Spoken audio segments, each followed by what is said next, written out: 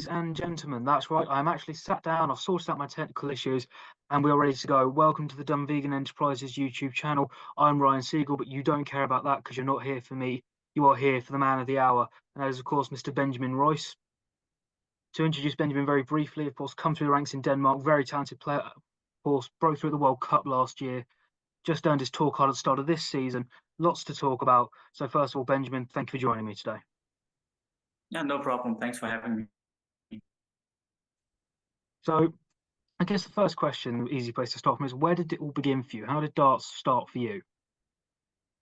I mean, basically, my whole family has been playing since I was a little kid, so I kind of grew up with it. So I started playing just for fun when I was 8 years old.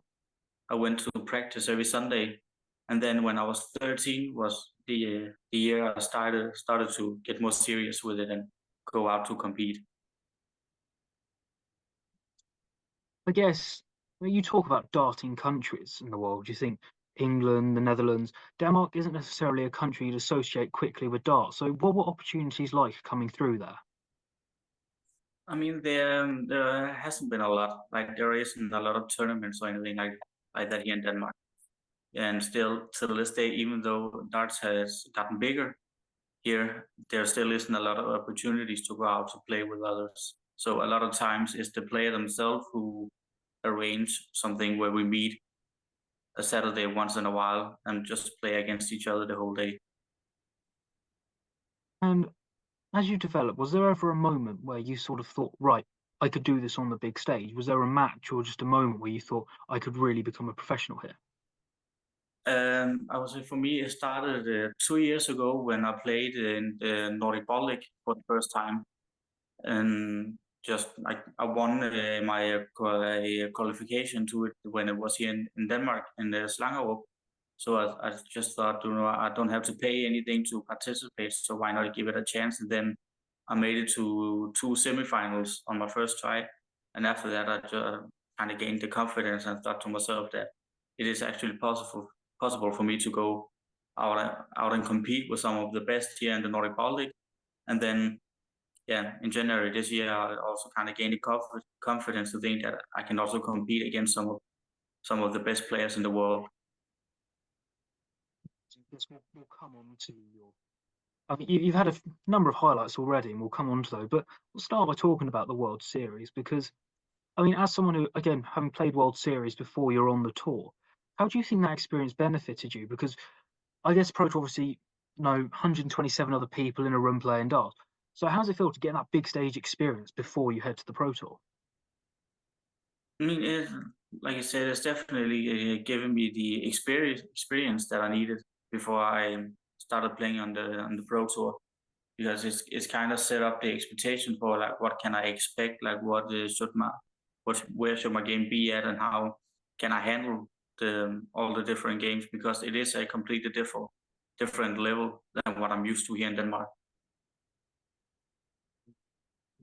We can't not talk about it, the World Cup, and I'm sure you do love talking about it because that was still to this day, I think, one of those incredible things that I'd argue since the World Cup changed its format to the group stages, it is the most incredible thing we've seen. And I guess a lot of that run, because you did qualify from the group stages, I guess almost that is in a way overlooked because of what you did in that match. But I have to ask, just how do you look back on that? Because do you almost mentally go out and think, I just want to give a good account of myself? What were you thinking going into that? And how did you feel coming out of it with the massive average?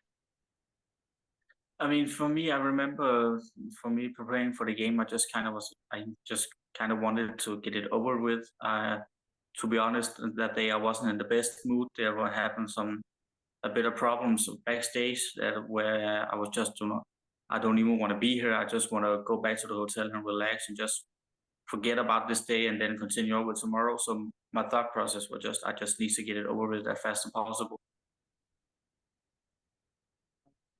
That's how you felt going onto the stage. How did you feel coming off of it? Because it was such an incredible performance.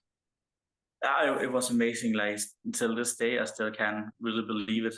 Like till this day, it's still the best game I ever played. Like I haven't really reached that level until this day. So I look back at it with a fond memory of kind of like was the whole turning point for my career. Like that was the point where it really started to take off. Of course. Speak to you now as a tour card holder. Of course, big congratulations on that. Only what, 6 months late for that? But I mean, Q School. I've spoken to a fair few people that have played Q School, and I don't tend to hear many positive things about it. It's mostly relief rather than anything else. But how do you reflect on that experience? Because it's, again, I've never been, but from what I gather, it's a grueling experience, long days, that kind of thing. So how do you look back on it? I mean, it's definitely something I'm still getting used to. I've only been on the tour for about 6 months, so it's definitely something I'm still getting used to. But it has been a really amazing experience. I learned a lot about myself as a dart player, but also about my game and how I can be better. Like when you play against the likes of Luke Humphreys, Van Gerwen, German Price, you know you have to play the best every time to have a chance, and that's kind of the mindset I have been in ever since I gotten there. So on that note, it has really helped me a lot to evolve my game. Still remember, and I believe I'm right on this, the first game you played at the Pro Tour after joining Dunvegan, I think it was on stream. You played Gary Anderson. I remember a couple of legs and you hit a 156 checkout. There's that moment I thought, this guy's good. I've seen him on stage, but this guy's good. Uh, okay, but one of the things which you'll probably learn about me the more you try to escape me, which you probably will after this interview, is I love talking about darts themselves, sort of the actual. And I think it was your father who said after the World Series, you're now using a custom set from Unicorn. So the dart itself, how have you come to use a dart like that? Because again, it's quite an identifiable dart if you just look at it. So how did you come to use a dart like that? It actually started in January last year when I was playing a tournament here in Denmark. I got a set of Fallon darts where I got a Saturday night and then I played with it Sunday on the tournament and I won the whole thing. And then I just kind of stuck with them and played with them throughout the whole 2023. And then when it came to getting my own darts made, I just kind of got inspired by the Fallon and her darts because the form that they have, it just fit perfect for me and how I'm holding the darts and how I'm throwing. So I showed them as an inspiration and told them that I wanted to have the form like Fallon and the length, but I wanted more grip on them so that I don't feel like they are just flying out of my hand most of the time. So that's how the design came to be. Your throw. You have a very identifiable throw. It's one of those if you saw in a silhouette, you'd immediately think Benjamin Royce. So have you always thrown like that or has it changed over time? I mean, I have changed my throw many times throughout the years to try to find something that's not only works for me, but also something that is comfortable for me because I have some back problems and I also have some problem with my shoulder. So I have always been trying to adjust how I'm throwing so that I'm the most comfortable while still being able to play good. And of course, over halfway through the season now. I mean, obviously, you're in the first year of the tour card, so it's difficult to say, oh, what you're looking to do now, or this time. But at the end of this year, what is it you're hoping to look back and say you've achieved? When I was speaking to Aidan yesterday, he kind of said he'd already achieved what he'd set out to do in 2024. But when you look back at the end of this year, what will you want to have achieved? What you've, sorry, I'm babbling a bit. So, given what you've achieved so far, getting on the tour, World Cup, World Series, what is there left in your own mind that you still want to do?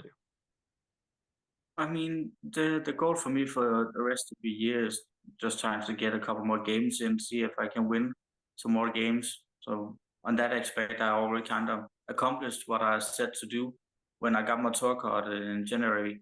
I just thought to myself and also to my parents that I'm going to give it my all, but I'm probably going to lose every game the first year just because of nerves, but also have to get used to the setting and the environment and have to practice some more to adjust my game to be able to play against them. So, but when I came to my very first pro tour and I won my very first game, that was kind of that was kind of also gave me a confident boost to think that I already achieved more than I could dream of the first year. So it could only get better from there. Thank you very much for your time. And of course, if you want to follow Benjamin's journey, you can follow him on Twitter or X, whichever one you call it. I don't really mind. Facebook, he posts in both Danish and English on Facebook. You can follow on Instagram. Anywhere you get your social media, you can follow him. And of course, Benjamin, good luck for the rest of the year. You too. Thank you, Benjamin.